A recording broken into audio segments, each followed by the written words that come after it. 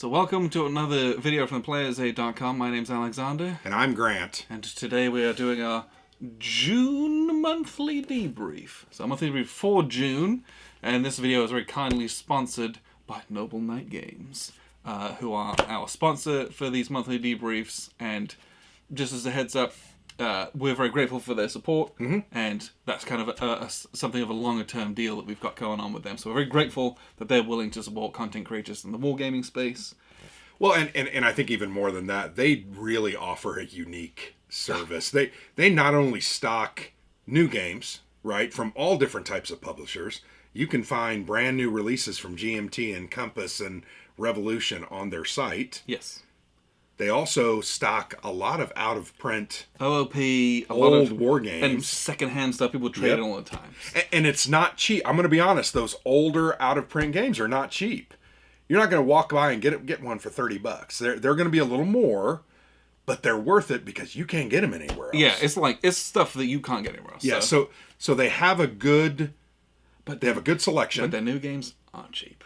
Yes, their new games are cheap. That's a good place to look. So, well, and the other thing, the other thing they do is you can actually sell them. Yes, some of your old games, and you can do it several different ways. I think they'll give you cash, but I think they give you more money if you get store credit, as all good places would do. I mean, they almost always do that. So it's like we've got games on our shelves that we've talked about. You know, we're not going to play those anymore. Let's see if they'll take them, see what else we can get. Send it in. They're very responsive and I very think reasonable too. I think that's the thing. You fill out a spreadsheet, you send it in, and they'll get back to you. I'll offer you $15 for this, $25 for this, $30 for $50 for that, whatever. It's just a great service. Yes. So check them out if you haven't checked them out. Yes, and more from them later. So, games, June. What? I was gone for the first weekend of June. You were? Yep. I was away in England, so I was at the UK Games Expo for June. So I'll talk about some of the games I played there. Some war games, some not war games. But I don't know. We played a bunch. Yeah, we played a couple. Bit. I feel like it was the first for a while where we've got a lot of games played, and we always say that, and everyone's like, "Oh, you still played? You still played 6 games, yeah." But I feel like this month we played a good amount of stuff, and still had a lot of time to play off the fun things as well. We did. We played several games just for fun, and they were not necessarily war games. Yes, and war games are for fun. Yeah, war games are fun. When I say for fun games, I mean non-war games. Well, infer that when I say that. And I shut my mind off too and just have a good time. Yes, I'm not always worried about strategically dominating you. No, so UK Games Expo was amazing. I did a whole video debrief on that, so go and check that out if there's something interesting. And a lot of details that I went into that I'm not going to looks like a blast. I'd really like to go. Yeah, it was. Someday. I mean, it's just, United Kingdom Gen Con. Yeah. Basically. Yeah. But when I was there, the war games that I had played I played Quartermaster General 1914. I do not have it, but it's a Cold War version. But I've had this. Gosh, how long we had this for? Long time. At least 2 or 3 years. It's a 3-player game, so we've had a little trouble getting it to the table. And I was walking by, and there were 2 dudes setting up to kind of learn it on a demo. Is it just a 2-player game? No. Okay. It's a 5-player. I've never even really looked into it. I walked in and sat down, and we played a 3-player game of it. Okay. And it was very cool. It was cool to learn the system because I've read the rules for Cold War, but it was cool to actually play it and play the system because this is very similar. But the World War I, the way the turn sequence goes, very, very cool, very interesting. I'd like to play that with you. Yeah, you'd love it. So Guns of August coming up. Well, yeah, I think this year we're not going to do a Guns of August. I would desperately want to play that 5-player as well because that's when it's the coolest. Got it. Because otherwise, you're just controlling 2 or 3 members of a faction. You're like, that's fun, but controlling one, having focused on less one. Autonomy is really interesting in those games when you're in an alliance trying to desperately work together. But maybe not doing it very well. Yeah. So that was a blast. You don't work well with people. No, I work horribly with people. I also played Dogfight. Which is I played a prototype of that. It's an upcoming game in the Blitzkrieg Caesar line of games. That game in 20 minutes that they all World War II in 20 minutes. Build the Roman Empire in 20 minutes. World War I dogfight in 20 minutes. Yeah. And it's like... that more like 5, right? Yeah, like 2.5 minutes. If you're bad at that game. So that was But I saw the board of that. It looked really cool and interesting. Yeah. It's kind of a circle. Yep, it's a with circle. Some little like... 2 loop-de-loops. Yeah, almost like... what's the word I'm trying to look for? Like a train passing track. Like yes. And only you can use your one, and only they can use their one. Yeah, yeah. A siding is what I was trying to think about. You're trying to play your cards, the time to be able to do that, to get behind people, and all this stuff. Yeah, it looks fun and interesting and unique. Very fun, light game. I think those were 2 of the big kind of war games that I played. Oh, that's not true. I also played Iron Blood, Snow and Mud from Phalanx. Played this with James Buckley. And this is a prototype copy that we need to play. Yes, we'll get to this somewhere later, because this isn't coming out till at least 2023. Well, it's on their pre-order, so they still need quite a few orders. This is a ways off, but this is a 2-player East Front game. Yeah. Boy, this is puzzly and thinky. Plays about an hour. Very, very good game. And you had like a 10-minute video with James. Yeah, it was very loud. It was the only video I made whilst I was there, but I made it with them, kind of having a chat with him, intro about the game. There's more for this probably coming on our channel, but this is a ways away. But I've played this. It's very good. Yeah. I look forward to this and more in that series if it gets off the ground too. Low counter density, right? East front. Yeah, and the game is very thinky and puzzly in the way that you're moving your units to simulate kind of a blitzkrieg. Okay. It's very neat. It's very interesting, and every move there's a lot to consider. Okay. So gameplay is like half an hour, but thinking is about half an hour. I actually read about half the rule book, and it has some unique aspects to it. Definitely, yes. I would love to actually get it played. Yeah, that was Phalanx cool. makes really interesting games. They do. I watched people playing Brett Wilder, but I didn't play that, unfortunately, at the time. But we played it afterwards. We played it subsequently, which was very good. Well, we don't have a copy of it. Maybe you could. No, we actually had Russ Wetley and Jacob Garris, right? Yes. From Cardboard Conflicts, which is another content creator. It's a blog. Had them down from Lafayette. They came down. We played like for 3 hours. But big 4-player game of Brett Wilder. 4-player game of Brett Wilder. Really enjoyed it.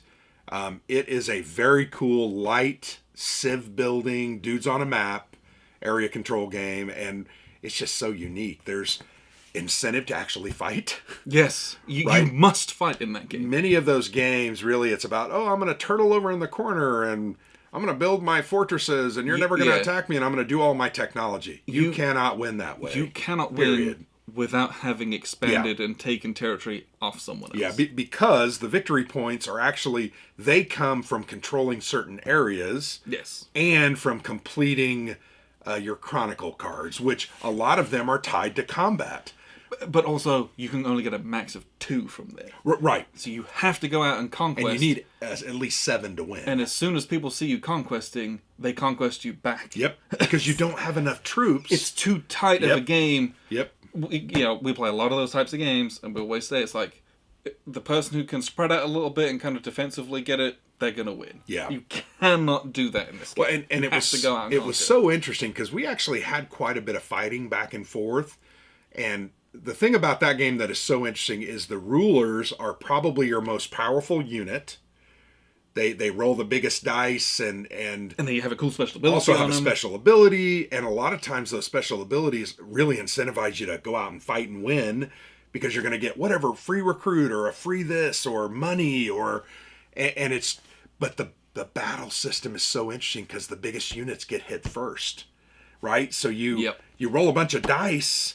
You have 2 or 3 Carls that you'd love to see get wiped out. If they do 3 hits to you, you have to absorb those hits. You can't just I take 2 hits on my middle unit, guy and one guy on one left over. Nope. You have to apply all the hits possible. Yep. And so invariably you're going to end up having to start killing some of your good guys. Yeah.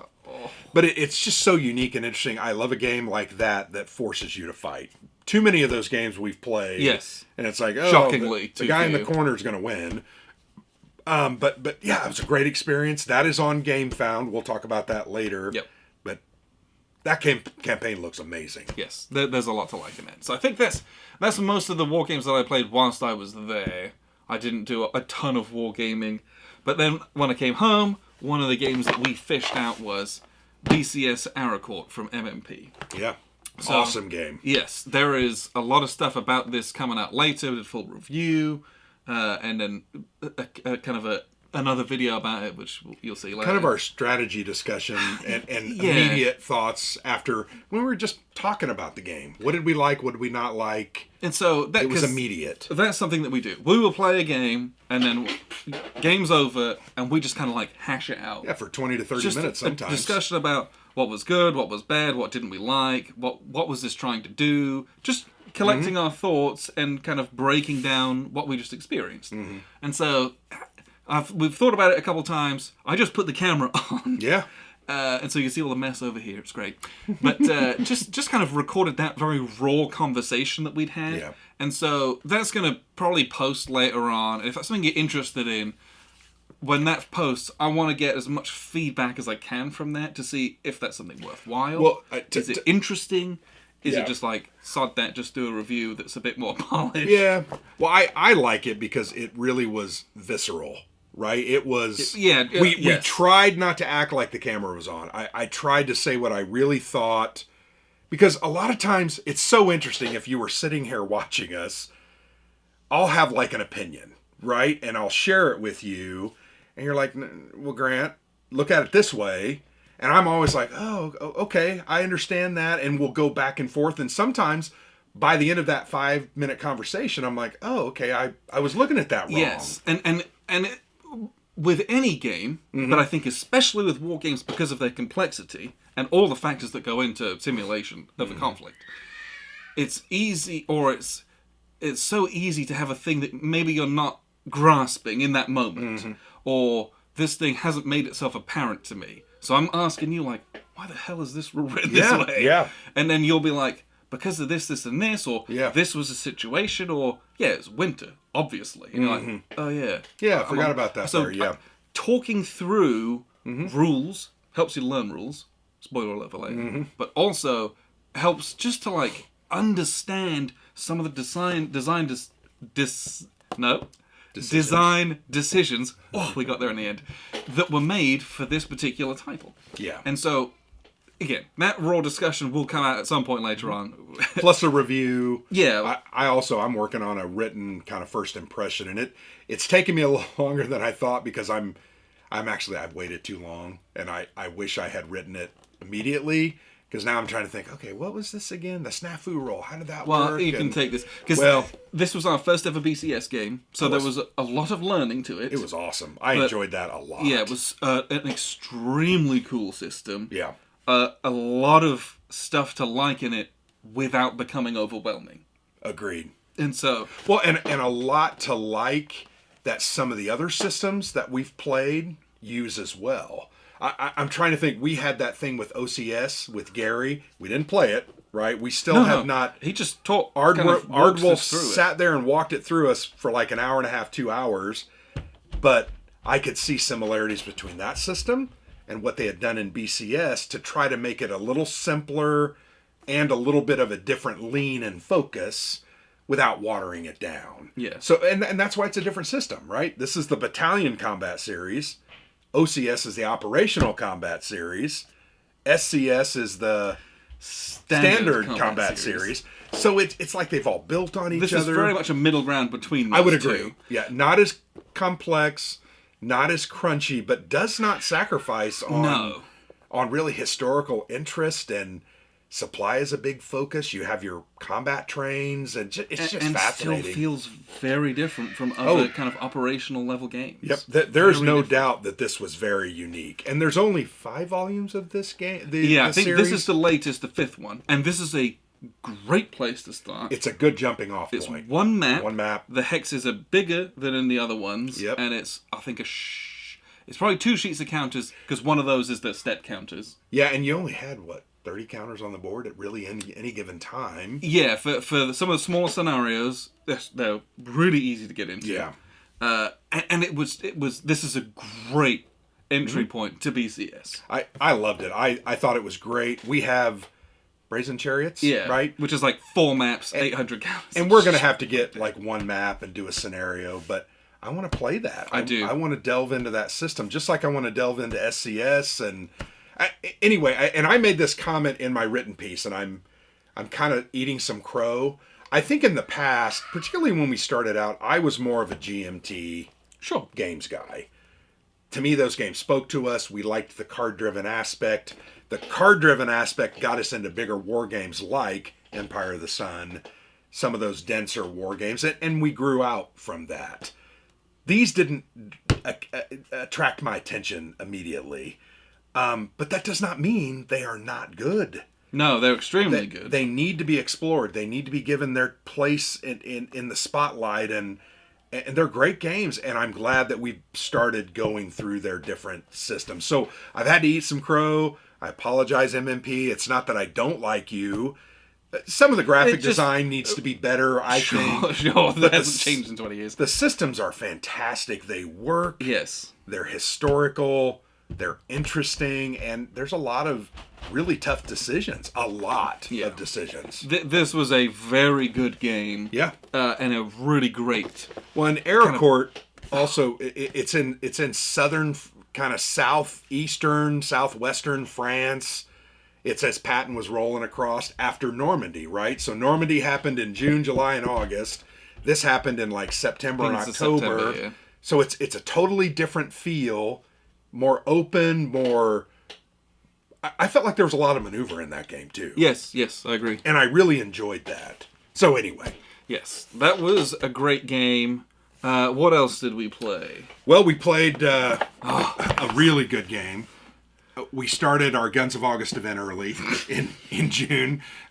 We played Imperial... We did not. We did not. We played Imperial Tide. This is a 2022 release. Yes. This is based on the same system in Pacific Tide from Compass Games, designed by Gregory M. Smith.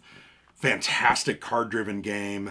Feels a lot very similar to The Lamps Are Going Out. And what I mean by that is mechanically quite different. Yes. Cards are used differently. But the feelings that you get from it are similar. Yes. Where you can this is kind of wide open. You've got a lot of choice. It's a little bit sandboxy. You can do this, that, and the other. But moving those units around, there's a lot of jeopardy. Oh, yeah. You get those big stacks on the Western Front. You get those smaller stacks in the Balkans and on the Eastern Front. And it's a little bit more dicey. To me, very good. This game, we kind of ground each other down on the Western Front. Yeah. Like every other World War I game. I think the next time we play this, we're gonna explore some of the other areas. I think we'll hold our ground on the Western Front, but it was so funny.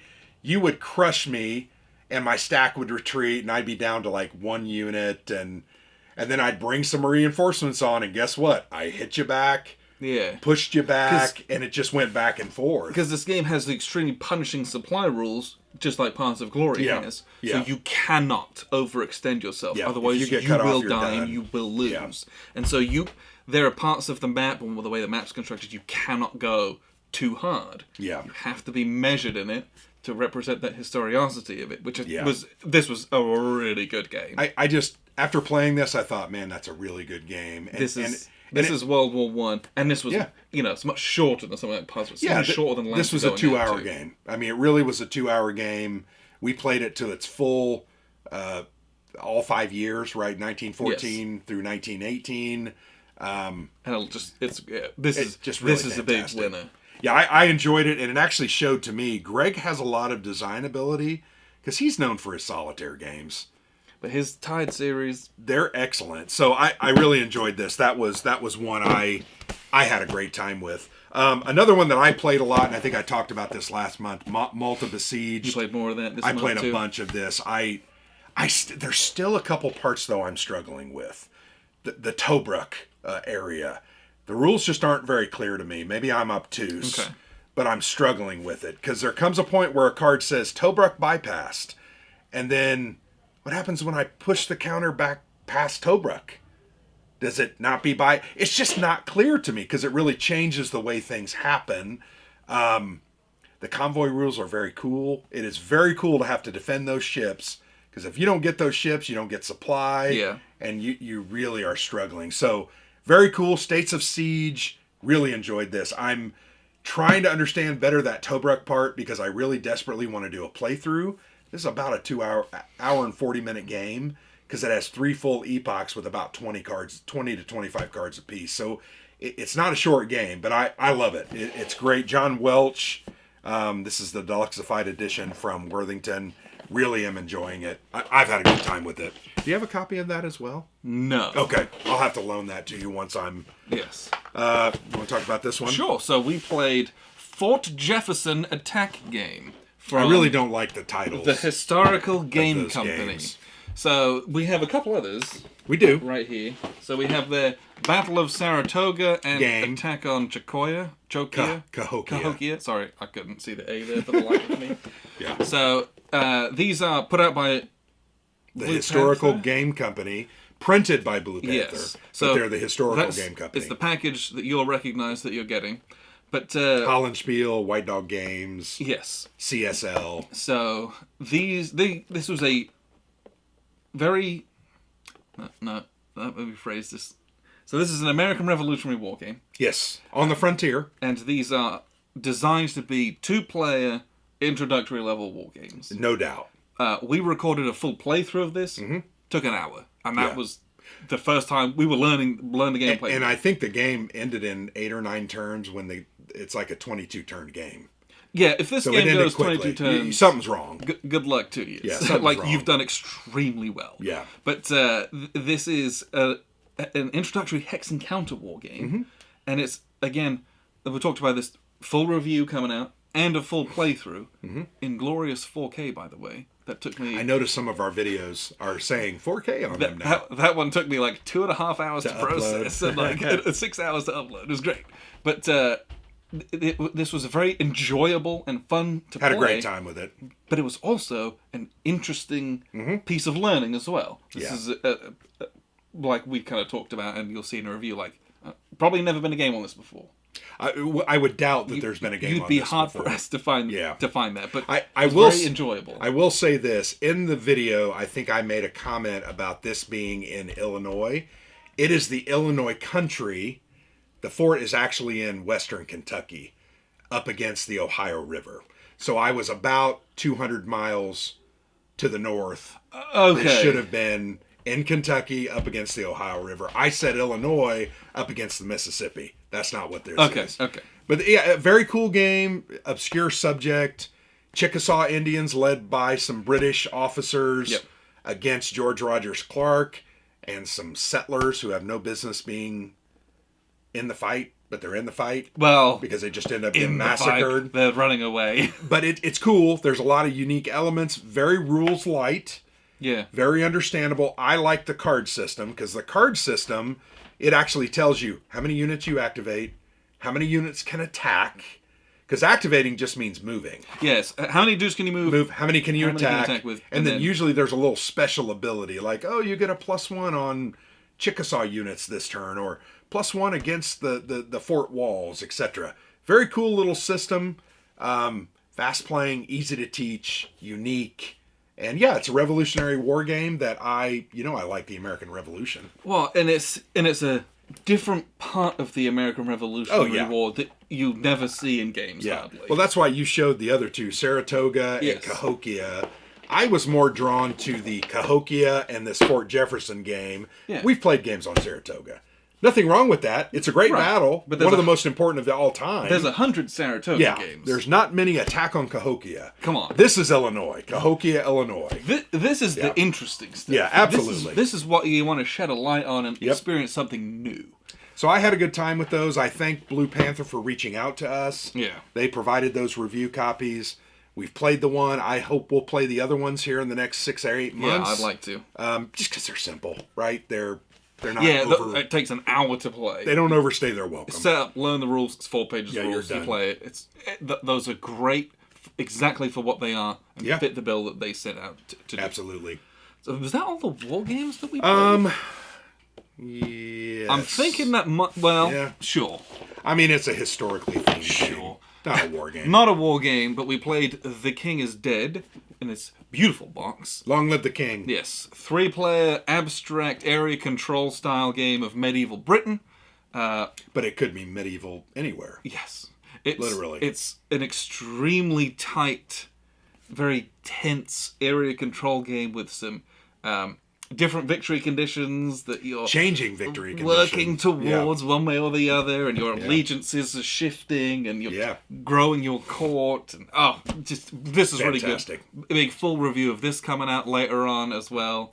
Well, I think we said this in the review, but a game like this that only had 8 cards, 20 or 30 cubes, and it's simple rules. I haven't played something so fun in such a long time. That was this tense. Yeah. In that 40 minutes. Yep. Oh, and cutthroat, and vicious, and in your face, and tense. I mean, it was just great. Yeah. How many times did someone play a card and you were like, yeah.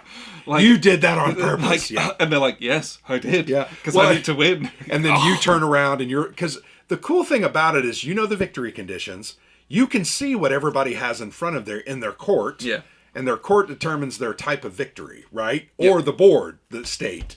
And there's no secret. It's not like you're hiding anything behind your screen. They play a card, make a move, and take a piece, take a cube, and alter the formation of their court, and you're like, you suck. Extremely transparent, and I don't like you. Yeah. But it's important not to be too transparent, but it's almost impossible not to be you transparent. You have to be very cagey about it. You do, it. because then you're going to get dogpiled.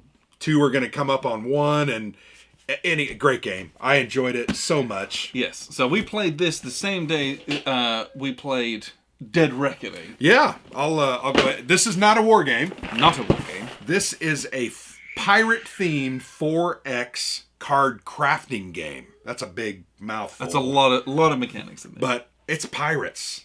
I mean, yo ho ho and a bottle of rum. Who doesn't like playing pirates? We've played Merchants and Marauders. I think we've played a couple of others. Yeah.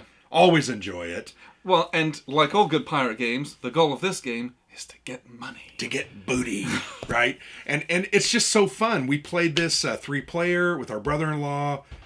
I didn't frankly care what was happening. No. I was so enjoying the mechanics of the game, building my crewmates up. I want to win this game. This one, I couldn't give a rat's ass if I won this game. I want to win this one, but I don't care. You want to win every game. But I do. Yeah, that's true. Of all games, I couldn't have cared less if I won this, because it was so enjoyable crafting the cards. Yep, building your ship. Doing your little actions. Controlling islands. The playing of this game is so fun that it is totally irrelevant to me if I win. Yeah. Because the activity of doing it is so enjoyable. Yes. And that was so great. And the really cool thing about, there is a solo mode. It plays 1 to 4. It also, and I don't have them up here, but it has a couple of expansions that are saga related. So what that means is the game changes. When you play those, you're going to add in new crew members, new islands. It's going to be... Does it have a little storybook as well? It does. Has a little encounter book. It just looks really cool. I want to play those as well, but just a fun game. I backed this on Kickstarter, I think during the pandemic, like in 2020, and it finally fulfilled earlier this year. And I'm so glad that I... At 120 minutes? That's If you know the game, that's pretty reasonable. With lots of It took us 3 hours, but it was because we were trying to learn it. Yeah, and there was 3 of us. Yes. Sure. Yeah. But it was easy to understand. I thought it was easy to understand what you were going to do.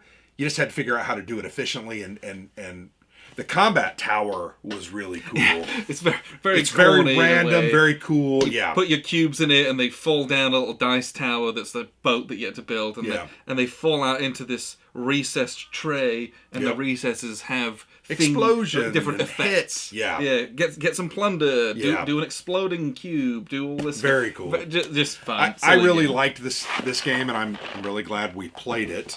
In fact, I want to play it again very soon. We played that. Yep. Then we played King is Dead, and then that night we also played Foundations of Rome. We did, and Foundations of Rome is not the type of game we play very often. No. It is an abstract kind of city building game. Yeah, it's a city building. So I played it in the UK. Played it for the first time there. My brother had a copy of it. That was great. And then I probably thought I was never going to play it again. And then my brother-in-law had a copy, and he brought it, and we had a good time. Played Big Game of Dead Reckoning. 40 minutes of that. 40 minutes of that. And that was the best thing. It played in 40 minutes, too. You know, it doesn't overstay its welcome. It's big, bombastic. You're going to play someone else's copy of that game, most likely. Because it was $250. If you're paying $250 for that, let me slap good on you. So, sorry. Another game we played a couple of weeks ago with Jacob and Russ. So, we played Brett Wilder with them in the morning. Yes. Then we played the Thing, the board game, after the fact. This is a hidden traitor. Somebody's the Thing. They're trying to stay hidden while infecting other people. You're having to try to repair the helicopter and the communication system and keep the generator running and keep the lights on and keep the dogs contained because they're going to spread the thing and infect people. Just a fascinating, interesting game. Really enjoyed it. We were a little disappointed by the ending because everybody was the Thing and we're like, how come But no one wanted to say it because they weren't sure. Because it would ruin it if someone wasn't. Yes. So there was a little bit of... Because the rulebook in this one, not great. Yeah, it was not good. That was a shame. Yeah. But it's a very cool game. But the Thing is great. Again, everything up until that part, the actions, the tension, yelling at each other, accusing each other. You're the Thing, I know you are. No, trying to get it to all go properly. And fantastic. It never does. Just love that kind of stuff. But it also was cool enough that we went ahead and bought the miniatures for the game. Yes. Because it looks so good. And, frankly, you bought another Thing game that we'll talk about in a minute. So you played Mini Rogue. I did. I've played Mini Rogue from Nuts Publishing a bunch this month with my son. I bought this at UK Games Expo because Florent, who owns Nuts Publishing, he taught me how to play it, and it was very cool. And they had all the different promos and stuff. So it's like a dungeon crawl where you're taking a hero in and it's a solitaire or a 2-player co-op game. What are you, a barbarian? Yes. I mean, I'm blaming that on myself. Seriously? And it takes about an hour to play. Okay. And we've never come close to winning. Okay. This is extremely difficult. But you've got a 9-card grid. You're moving through that grid, revealing cards, doing the encounters, fighting the baddies. Yeah. Then you go to the next level. How many cards are there? Is it enough that you can replay it a lot and feel like it gets... We've played it a bunch. It looks really interesting. Yeah, and there's like a bunch of extra bits and pieces. I'm not so sure Marin wouldn't enjoy playing this. She probably would. Yeah, she likes games. But it's he really enjoys it. Thinks it's cool little game. Not a war game. Them a whole bunch. No, not a war game. But cool, right? Yes. I think that's all the games that we played in June, which is quite a lot, frankly. So July, the big thing in July is later on in the month is WBC. Yes. So that's 27, 28, 29, 30th is when we're going to be there. Yep. Maybe 31st. I think I just hurt my arm. That is the very last weekend of July. So we're going to be gone there. We'll be there for a number of days. There's a bunch of games we're going to play, which we'll get to here. Yep. So in the meantime, there are some games that we're going to try and kind of squeeze in. Yeah, because we got a couple weekends where we can just play games. Yes. So to start with, we're going to play Fire and Stone, Siege of Vienna, 1683. Yep. So this is a 2-player game. Card driven. From Capstone Games. This is a card driven game about the Siege of Vienna by the Ottomans. Looks beautiful. This one is on pre-order now? It is, yeah, with Capstone Games. So this is something that's go and check it out. With the game and a playmat, it's $79. The base game is $50, $49.95. And it's beautiful. Lots of wood. Beautiful board, great art on the cards, great art in the box. Very well done, well put together. It's easy to understand. Plays quickly. Review for this will come at some point. Yep. Hopefully very soon. But yeah, this is I think one of the first games that we will play in July. Yes. Yep. In fact, we've already played it. Yes. Because today's the first day of July. Indeed it is. Sorry, we normally don't. I have Halls of Hegra. I need to print the rules for this and play this. This is a solitaire only game. This is Tom Pett Games, right? Really good, yeah, Tom Pett Games. This will be coming, I believe, to Kickstarter at some time, I think, late July or early August. Okay. I think. It might it's around then. Okay. So I want to play this solitaire, so I will crack this out and play this over the next couple of weeks. Mm-hmm. Make a video about this, let you know how this is, so that you can jump on it for something you're interested in too. We have played a couple of their games, Dawning the Purple. Dawning the Purple. And Dawning the Purple's expansion. Very good. Yeah. Not traditional war games, but definitely historically themed games that are very cool. Yeah. So, really, really interesting. That one looks really good. Unbelievable artwork on it as well. Oh, yeah. And they've teased some stuff that's in the rule book. And it's just like, it just looks like looks great. So that's the one I will be doing this month as well. Okay. I did also... I was on Noble Knight Games. They're very dangerous. And I picked up Midway Solitaire. How much did you pay for that? This was... Because this is a newer game. I feel like a second edition recently. This is... So this says 2021 on the back. Okay, so... I think this is the deluxe edition. So that was like a year ago. Yeah. Year and a half ago. I want to say I paid $50 for this. Okay. $55. That's reasonable. Which, for a mounted map and it being a decisions game, you would expect to pay slightly less than double that. I've paid $100 for some of their D-Day games. Noble Knight, great deal on this. Yeah, yeah. It was very nice. So I would love to kind of make an unboxing of this and punch and play this solitaire this month as well. Mm-hmm. Good luck. Yes, I need all the luck I can get. 2 games. But yeah, I think that's what I've got going on here. Okay. What else have we got the rest of this month? We are going to play. We still have 1 weekend, I think 2 weekends before we go to WBC. We're going to play this huge game, a most fearful... I don't know if you can hear me from back here. Sacrifice. Herman Lettman, 3 Days of Gettysburg. This is his Blind Sword series. But it's the Black Swan system. But it's the Black Swan, because they've changed it a little bit. Excellent system. Herman's an excellent designer. This is a huge game. Big map, lots of counters. But it's very approachable. Impeccable production value. Oh, yeah, there's no doubt. This is a $100 game, and you get $100 worth of game here. Yeah. Really looking forward to playing this one. We have started to enjoy a lot more American Civil War games. This one looks really great. And Herman is, frankly, a fantastic and it's designer. got one of those hallmark Rick Barber maps in it, yes. Too. God rest his soul, and right? it is freaking huge, too. Yeah. Yeah, so looking forward to that. We're going to get that at least, we got a couple I'd like to play that, because we've already got booked in some people coming down to play this new game. Yep, we're gonna play this 5-player, me, you, our brother-in-law Brum, Jacob, and Russ. This is a new company, Sound of Drums. It's a Swiss company. This is a game in a series called The History of the Ancient Sea. Or Seas, I think. Yes. Right? History of the Ancient Seas. This is volume 3. Yep. Volumes 1 and 2, I think they're all going to be released at the same time. And they're the same system. They're just different player They're counts. designed for different player counts. Specifically, the map changes quite a bit for the 2-player version, which is the first one, or I think the other one is 3 to 4. And then this one is 5. 4 or 5. Yeah, 4 to 5. Does it say that right there?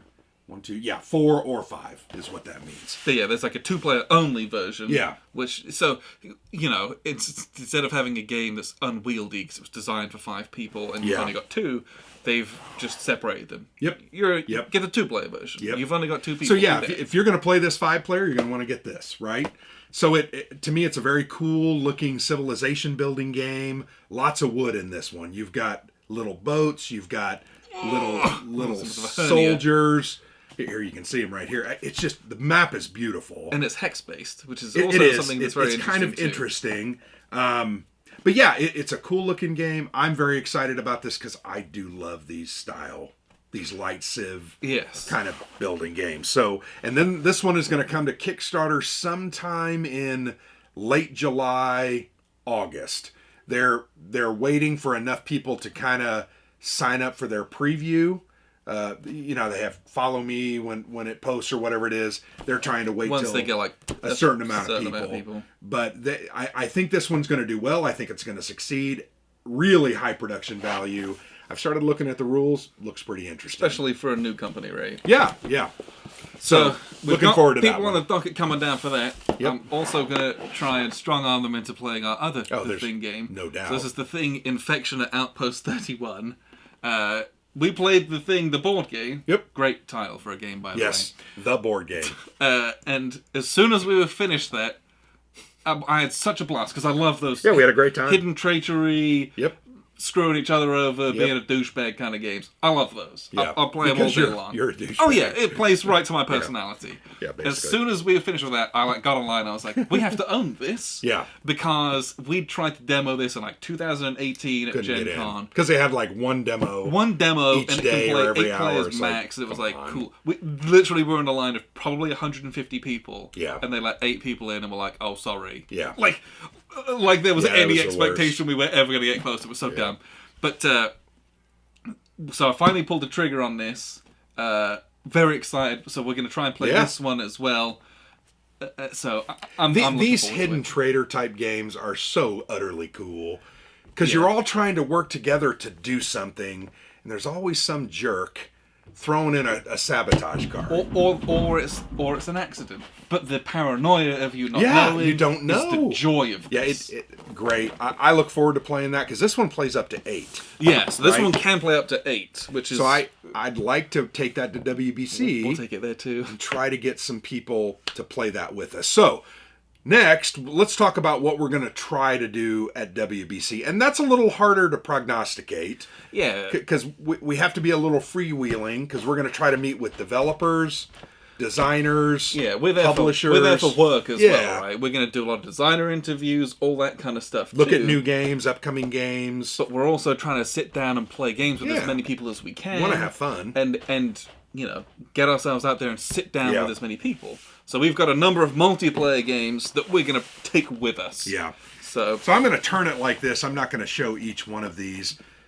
Pericles, 2 to 4. We've played this 2-player, you and I. Yeah, I'd like many, to many sit years down ago. with someone 4 I want to play this with more players because I know it's awesome. We had a good experience with it, but I think it would be better with more people. Yes, and that was a long time ago. It was a long. We were new. It was like 5 years ago. So I'd like to play with some experienced players as well. I would too. Because if Mark's going to be there, I'm sure he would be willing to play with us. I'm not sure he is this year, but Sword of Rome, 5-player card-driven strategy game on the Roman Empire, 362 to 272 BC specifically. Fitna, 2 to 6 players.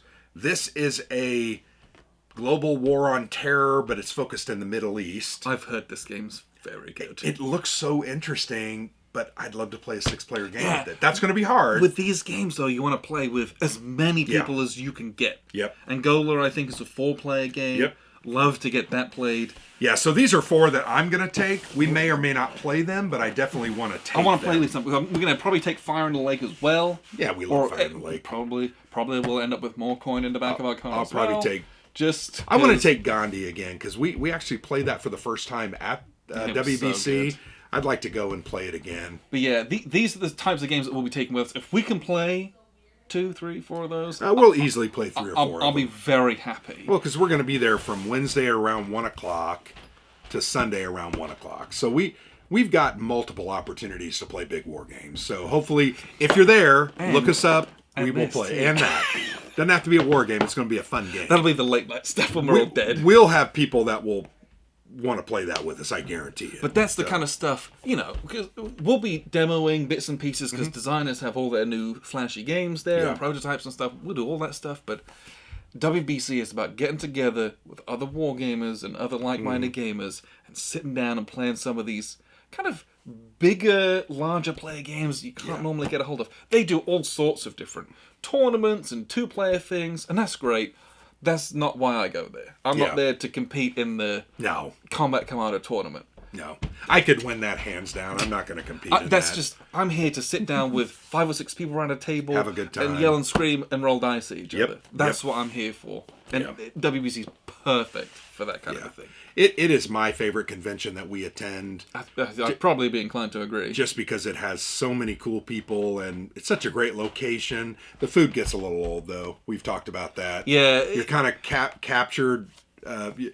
You have to buy what they have. It's at a ski resort up in Pennsylvania, and there's just limited options. It's not like there's a Burger King across the street. No, you have to drive 20 minutes.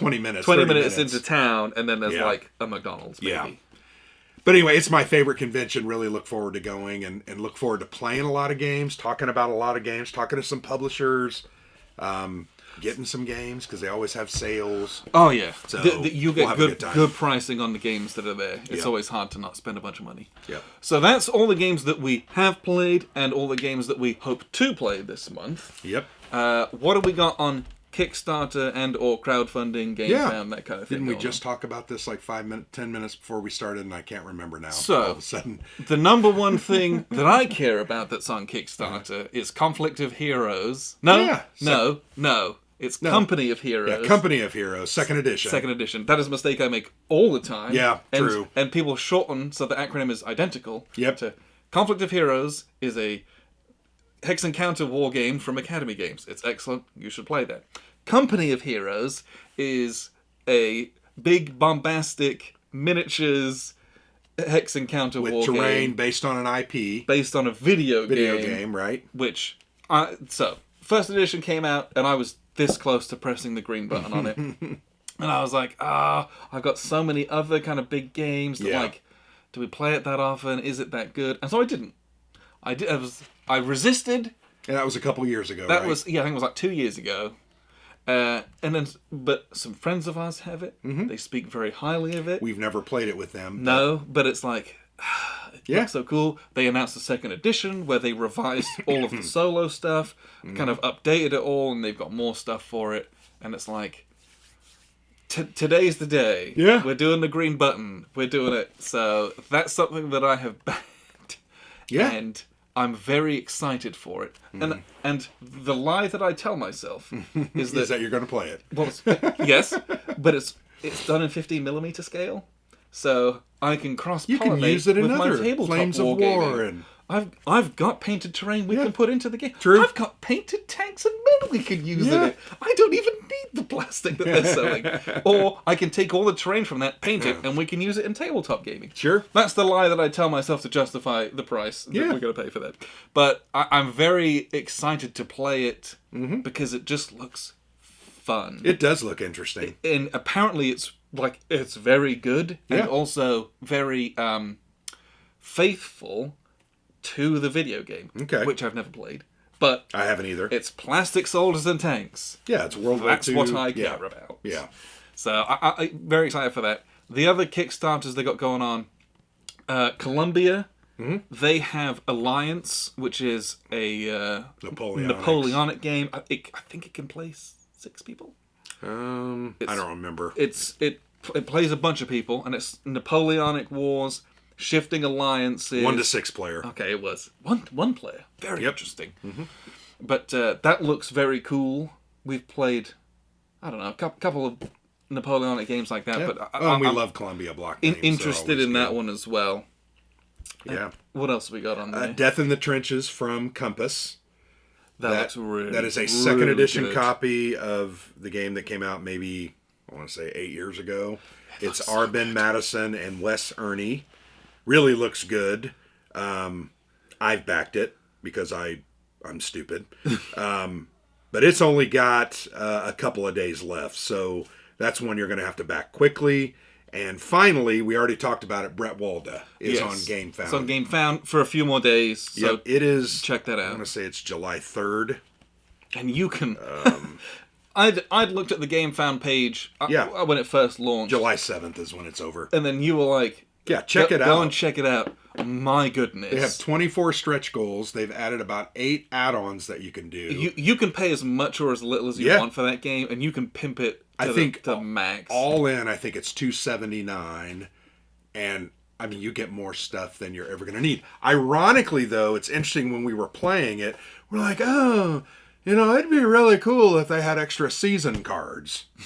They have like 3 Kickstarters that are based on season cards, and then we were like, well, some different lordship cards would have been very cool. They've got those as well. Oh, what if these tokens were nice buildings? It was hard to read little building tokens. They've added the buildings. Plastic buildings, They've of course. added the money. They've added. It's almost like they know what they're doing. Yeah, almost like they've done this before. They've added all the updated control markers and food markers and Metal money coins. markers and action token. I mean, it's just insane. But you don't have to get all that. No, I think the base game is like, I want to say it's 80, and that is a deal. With because you're still going to get the Kickstarter. You get in there. Yep. I've paid a lot more for a lot less. That is an absolute steal. And it's a fantastic game. I frankly enjoyed the heck out of that game and look forward to playing it in the future again. So those are the 4 that I think we know of on Kickstarter.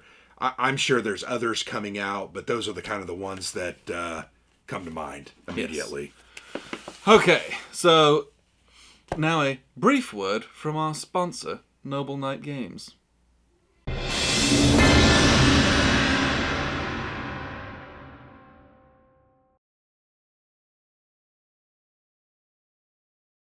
So once again, thanks to Noble Knight Games for sponsoring these monthly debrief videos. Really helps us out, and we're very grateful for the support, and we're grateful that companies are willing to get involved in the wargame content creation space and help to kind of push and promote that within the larger board gaming community. I think that's really, really neat. So on to the... And they have really good commercials. If you haven't seen their commercials on YouTube, you need to hunt for them because they're pretty good. Yes. I'm going to say they're very, very good. So I'd like to put one of those in our video because they're hilarious. So on to the kind of the main, monthly topic of this. And we struggled. I think we struggled a little bit with this one. I feel like we've done enough of these that some of the really easy and good topics are taken. There's still a lot we could talk about. No, yeah, there's a lot of interesting stuff out there. But I struggled with this month. You gave me 6 or 8 choices, and I was just like, no, that doesn't sound interesting. Or what do I feel? How am I going to talk about that? Competent enough to talk about with some of them? But well, I'm not competent to talk about any of this. That's true. So. And I think people are figuring that out. But I just enjoy it. So I did pick a topic, and you did. If you and wish, I think it's a good topic. Yes, and we will do it justice. But if you wish to be able to suggest topics in the future, you can do that by signing up for our Patreon account. At the $5 level, you're able to suggest topics from which I pick every month. It's also another way to kind of support us, which we're extremely grateful for. I feel like we're becoming shills. Oh, the biggest shills. Yeah. And for that, I deeply apologize. And it's not like we live on this money. We use this money to improve our equipment. To go to WBC. To go to WBC, because that stuff's expensive. Yeah, it is. Especially with $5 gas now. But anyway, you're a shill. I like to hope that we give back enough. Oh, I think from we do. Those things. I would hope we do. But yeah, maybe. I cannot express to you how grateful we are for everyone's support. Oh, no doubt. Just from watching our videos, that helps us out. Yeah. It is amazing to me. There are times where... I appreciate you guys. You always say, "Oh, great video, Grant," or "Great video, Alexander." There are times where I'm like exhausted, and I'm just kind of running through a video because I want to cover that game because I've enjoyed it, and I'm just like, "Oh, that wasn't very good. Oh, I should have said this and I didn't." Or I'll watch it again and I'm like, "Man, that was bad." And it's not that I'm not trying. It's just we do a lot of games, and it's hard to be up and on it for every one of them. I am. You're the one that's the downer. Yes, I'm a... You need to kind of work on that. But anyway, thank you. I think it's awesome. So, what's the topic? Let's get to the topic. Today's discussion will be on teaching war games to new players. And kind of like how to do that. Or maybe some just like tips and tricks. Hey, just give them a rule book. Yeah. Here's a 35-page rule book. Here's the rule book to Empire of the Sun. Yeah. Good luck. Digest. Yeah. And we'll get talk back about in it a month. in a year. Yeah. Not a month, a year. So don't do that. Yeah. Not a good way to get people to come back to Wargames. The number one thing that I think you need to consider... Trickery? Yes. Okay. When teaching a new player Wargames, genuinely, is your choice of game. And you should pick something that they are interested in. Because their interest in a topic will carry them so much further into a more complex set of rules, or into, frankly, any game, than one where they don't care or are maybe apathetic to. Well, it's kind of like the will to live, right? I mean... Yes. The love of a subject or a connection to a subject will help them get into the game more... And follow it through to fruition. And we cover a lot of games that I feel like fit that space. I think about even Attack on Fort Jefferson that we played. Where I'm like, if someone's a Revolutionary War nut, but they're like into the books and maybe the documentaries, haven't played the war games, you can pull out something like that, and takes an hour to play, and it takes 5 minutes to learn. Yeah, agreed. And so your initial choice of that kind of thing is very important. Mm-hmm. Some people who might be experienced board gamers but not experienced war gamers can handle maybe a little bit more and might not be as intimidated by something that's 2 or 3 hours long. Yeah. But, you know, that's like the first hurdle you have to get. Is picking it, and it's as simple as, if you were to play a war game with me, what kind of thing would you be interested in? Ask the question, right? But I've always been fascinated with the Crusades. Yeah. Are there games on the Crusades? Yes, Alexander? Grant, there's a million games about the Crusades. Have we ever successfully played one on the Crusades? Yes. Oh. We've played one. What was that? Saladin. Oh, you're right. Yeah. That's the only one. Yeah, okay. What a great place to start in war We've gaming, tried a though. couple of other ones. Yes. But anyway, I guess. But like, you know, figuring that out, that's the hardest battle, honestly. Because from there, if the person's interested and engaged, you can push it over the finish line, right? Yeah. So, well, and their will to understand it will carry them as well. Yes, and because there are going to be moments where it's like, oh, this is rough. Yeah, or like trying to figure out what they're trying to do. If they have any kind of a pre-existing knowledge of that you can relate to, that's going to help you. Mm-hmm. And I'll come back to the Revolutionary War example. Someone who's read a book about that is going to understand some of the trials and tribulations of the rabble-rousing and the propaganda and the difficulty of marching and supply with the weather. Because that stuff will have been covered in many of the books that they've read. Yeah. And so they'll make a connection. So when in Liberty or Death, they're putting out a thing to move their whole army and it's so painfully slow and they can't get down to Georgia to relieve the siege, they got a frame of reference to why. Mm-hmm. So that's like the number one thing, is figure out what on earth game to play with. So I think if you do that more often than not, you'll be more successful than not. Easily, yes. Just because they have an interest in the subject. Trying to force someone to sit down and play a game that you want to play, that you're interested in, that they might not be. You did that to me, though. Oh, yeah. But I mean, I remember. I've done that to you a number of times. Yeah. But you can't run away from me, though. No, we have to see each other. Yeah, we're family. And so for other people, though, they can ghost them. Mm-hmm. Much harder for us to do that. I tried to ghost you. My wife kept giving me my number. But, so that's like number one hurdle. So then you get someone sat down at the table and you've got the game out. Mm-hmm. I would always recommend probably like having the game set up for a person. Yeah. And that way you can take an hour. No one wants to sit there watching you set up a game. Although I would say there have been several games that we have set up together, big war games, smaller war games. You learn about the pieces as you set them up. But I agree with you. Something that's big and fairly onerous, it'd be nice to have it set up so that you can sit down and get into it fairly quickly. But a very valid point. Some games, especially the kind of the hybrid-y style games, part of the setup does introduce people to the games. Yeah. So, I think you're just smart enough to figure out which games do that and do that well. Yeah. But usually it's the ones with maybe fewer components. I think something like Table Battles or Fire and Stone Siege of Vienna, which we haven't played yet. No, we have. Like, those walk you through this, like, Fire and Stone has a pictorial setup. Yeah, just like a regular board game. And this is what you put on the board. And even on the board, if you remembered, it's got little icons to show you, put a structure here. So those are ones that I would walk someone through. But if someone was like trying to do a coin game, I probably would have set that up before they came. Yeah. Because it's pretty detailed. The setup is not the most important part of the teaching that game. Yeah, yeah. So actually conveying rules, though. The number one thing, and I believe this is the case for any board game, and if you don't do this, I hate you. And I think I would agree with you. I think I know what you're going to say. The first thing that you should do is explain the victory conditions. Yes. How do you win the game, or what are you trying to do to win the game? Yeah. What is your objective for this game? Yeah.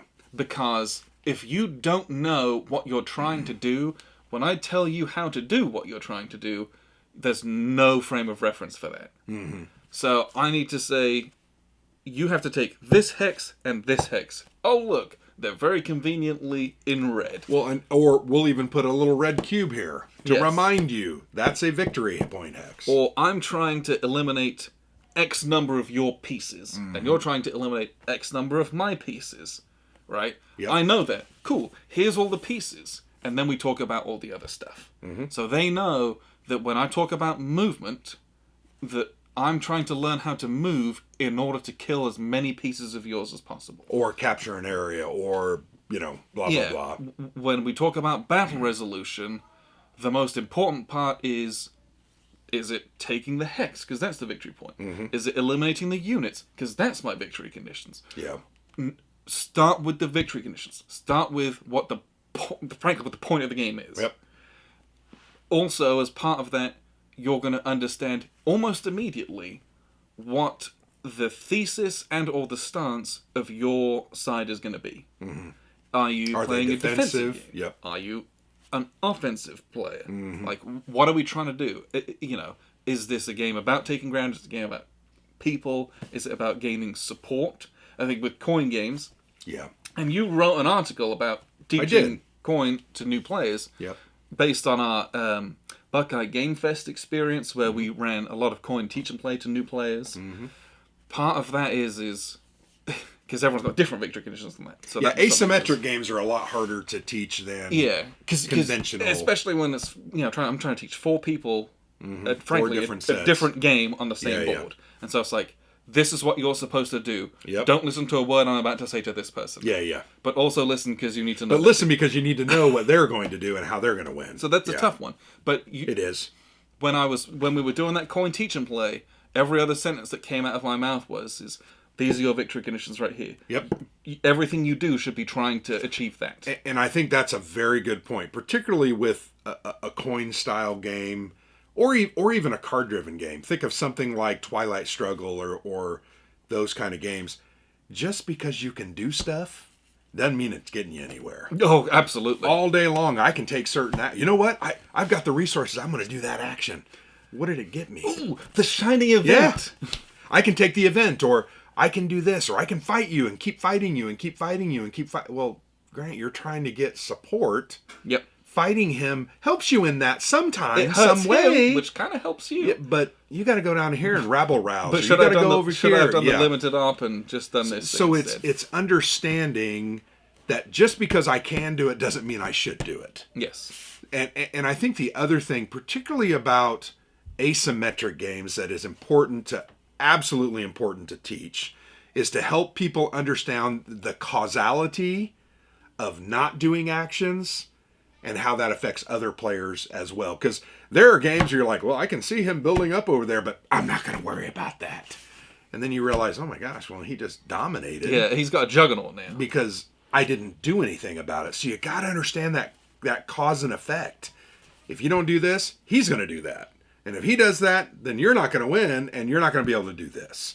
And I think helping people make that connection is one of the most basic points of all games. I think even just standard war games, hex and counter, that are, I'm going to smash you in the face, you're going to smash me in the face, and we're going to see who comes out on top. Yeah. But it's like, I'm doing that because I'm conducting Operation Barbarossa and I'm trying to get to Moscow. Yes. If they don't understand that that's the goal and that you're trying to do this to the Russian lines, they'll be defending down here, and they'll be pissing off to Leningrad. Yeah. And getting bogged down in a siege. It's like, yeah, that's cool, but you were supposed to tie up the whole of the Northern Soviet Army, and you didn't do that. So, like, understanding your victory conditions gives all the context that they need to learning these games. Because some of them, frankly, pretty complicated. Yep.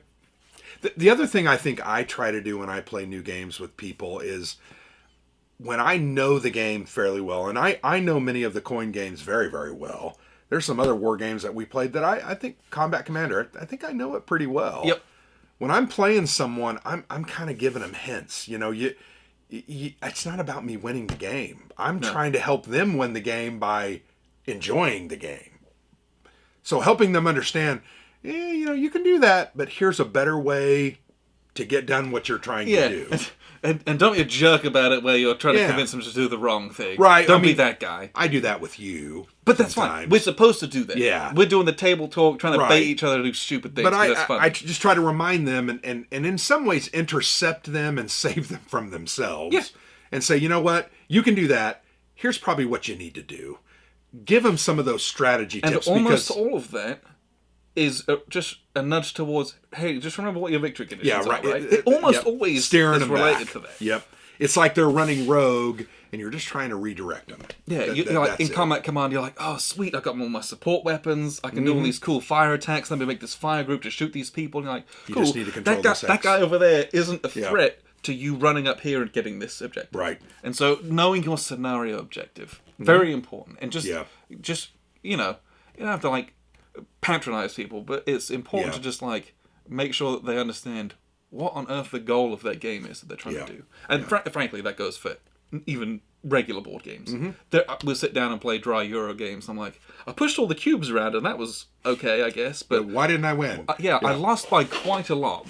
What was the point? Because I forgot what the victory conditions were because they were so obtuse.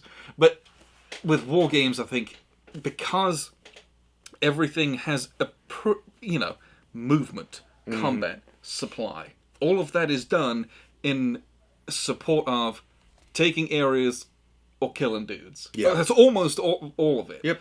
And so if you understand where your objectives are or what they are, then your movement is like, cool, here's my movement allowances, here's the terrain. Cool. I'm looking at which roads might go to my places. Oh, you've got blockades there. Yeah. Then I'm looking at going off-road. Well, that's a bit more punitive with the movement factors and things like that. Yeah. But that has a context because they're definitely trying to get to that place. And going over here, pointless. Yeah. And then, battles. Okay, cool. I need to win this battle, but it's more important to kill your guys, because that's a victory condition, or get you to retreat to get you out of the way, because I need to move somewhere. Because the movement and securing an area is my victory condition. So understand, that helps to put context in. I don't need 6-to-1 odds. I only need 4-to-1 odds, because I need to kill you. 4 I to need you 1's to move. just as good. Yeah. And so when you have that as your frame of reference of what you're trying to do, it gives it makes those decision points easier. Yeah. Which I think is some of the hard parts of learning a war game. The other thing I would say about a lot of war games that we play, and to me they're a little bit of a dreaded thing, the exceptions. Yeah. Right? Yeah. We have played so many games where I'll use one off the top of my head, Holland 44, right? Holland 44 is a 10 to 12 hour campaign style game, and it's fantastic. That's also a game I really didn't care that I got dominated. No. You have the soundtrack going. Yeah, You but just we play. had a great time. But the reality of that game is there's one element at the very beginning, and it has to do with German movement at Nijmegen, right? It's British movement at Arnhem. Okay, sorry. British movement at Arnhem. Thank you. Yep. Erase that, strike it, British movement at Arnhem. So it's the British can move their normal movement, but they also have to move, I think it's the interdiction movement, I think is what it's called. Yeah, infiltration movement Or something like that. To try to get by the screening German units so that they can make it to the bridge first. And they have to be able to do that movement. Yep. Otherwise the game is unwinnable. Because then the Germans get 4 panzer units down there, and they hold that bridgehead, and you're never going to dislodge Yeah, them. it's like not possible. It's just the way the game is made up. So there is a key exception, not just the infiltration movement. Those German units are surprised. Yes. There's specifically something called out in the rules like- that says they're surprised. They get like half movement or something like that. they get half movement. So they can't just hose you. And I remember we were playing that game, and we were in about turn 6. And I think I was looking at the rule book and, oh, okay, that's why you got the bridge so easy, and that's why the game seems really, really hard. So what I like to do in those instances, when I do read through the rubric, and I don't read that many rule books, I'm not that great at it, you're kind of our rules guru, I do like to highlight those sections, because then they stand out. As a reminder. If you look at my Holland 44 rule book, that paragraph is highlighted. That is one specifically that I highlighted after we played that, because I never wanted that mistake to happen again. Well, But there are dozens of those kinds of examples through many Yes. games that we play. Oh, on this first turn, you blah, blah, blah. This doesn't happen.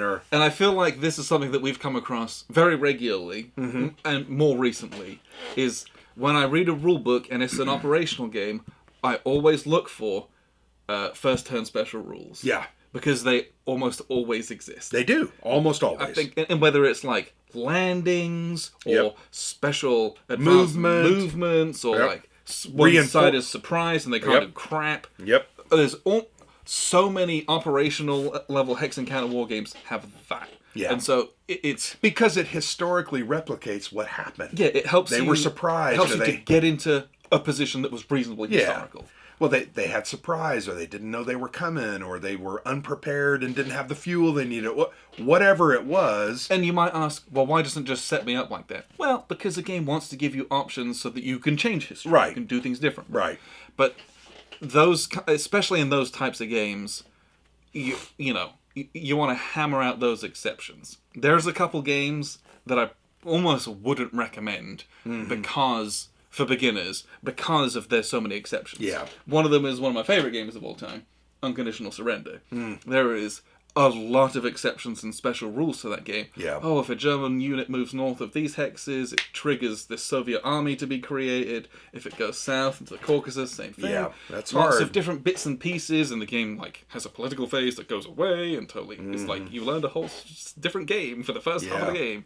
Like there's a lot of stuff where I'm like, I just wouldn't even bother with that. I try to keep games slightly more, not straightforward, but digestible. Yeah. Does the game have movement rules? Does it have attack rules? Does it have, if any, very simple supply rules? Yeah. Think Yeah. about something like SCS, Standard Combat Series. It's a really easy system to teach and learn. It's 8 pages, but you get like a very beefy game out of some of those ones. Yeah. And so, but they're also not riddled with exceptions. They'll have a few, but it's more, usually it's like, hey, here's a special unit, or like, every turn you roll this particular dice to see if this thing happens. Yeah. And that's listed in its like special rules that it has its own booklet for. But you don't want to teach a game and have a new player play that and it's unwinnable.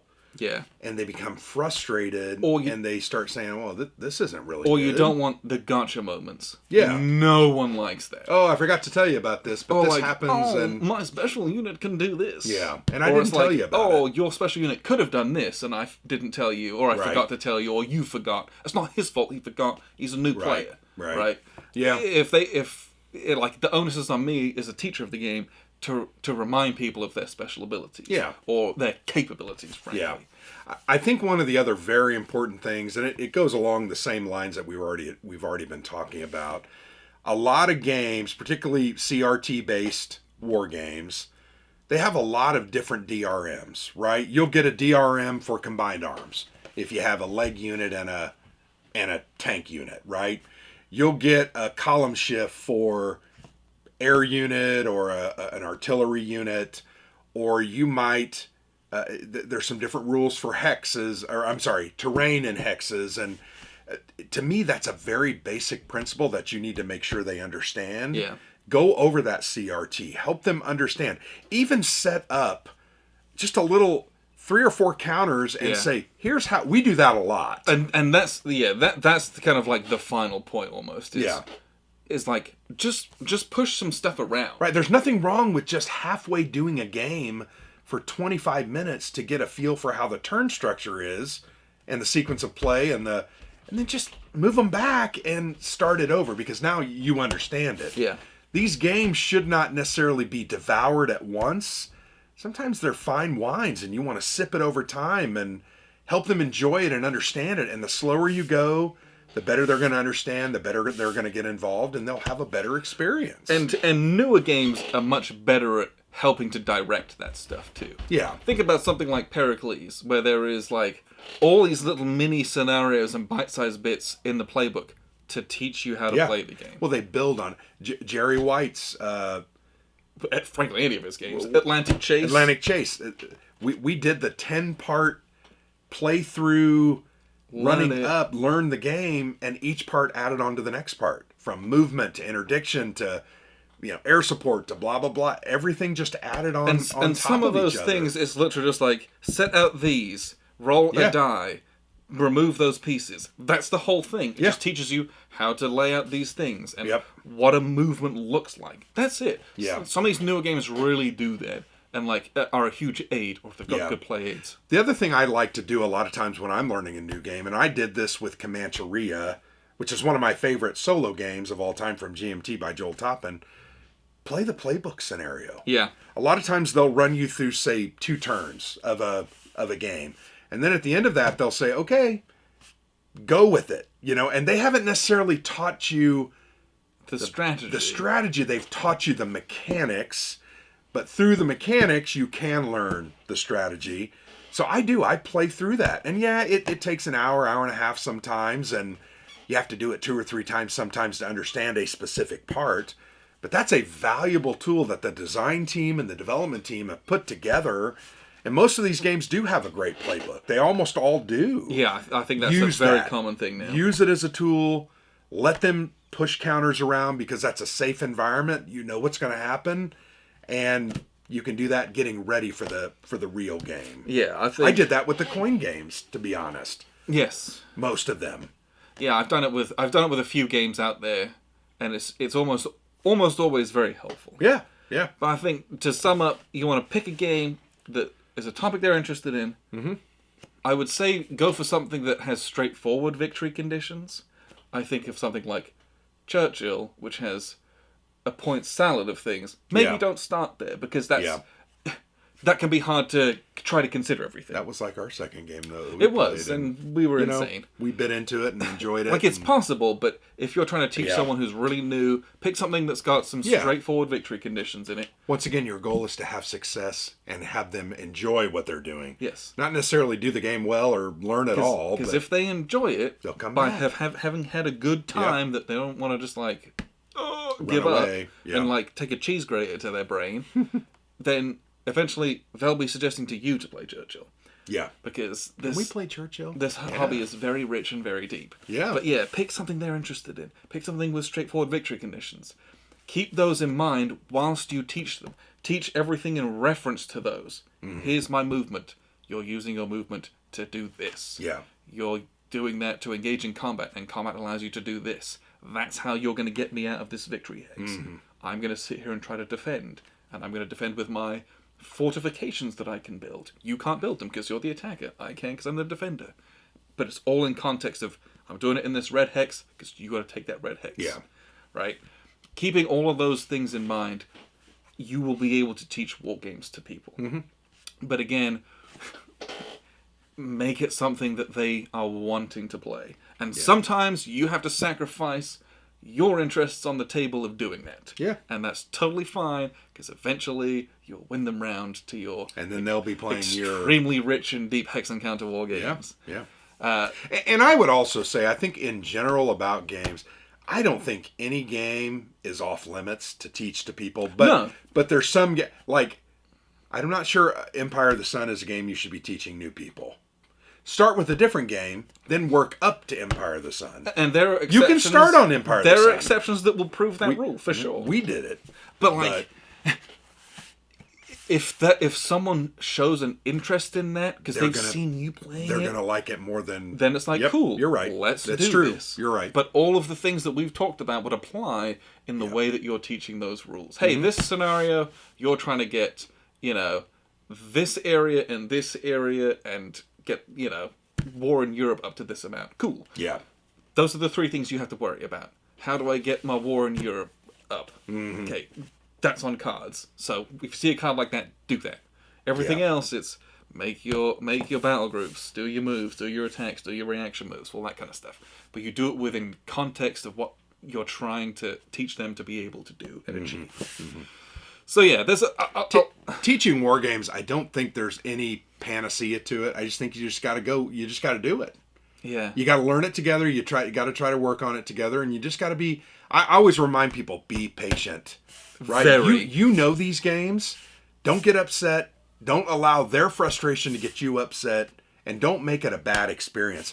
I'll use an example. When we did that coin teach and play at Buckeye Game Fest, there was one guy, he really wanted to play.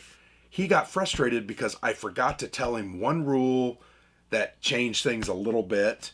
And he was like, well, why didn't you tell me that? And I actually looked at him, I said, blank, I just forgot. So Yes. I apologize.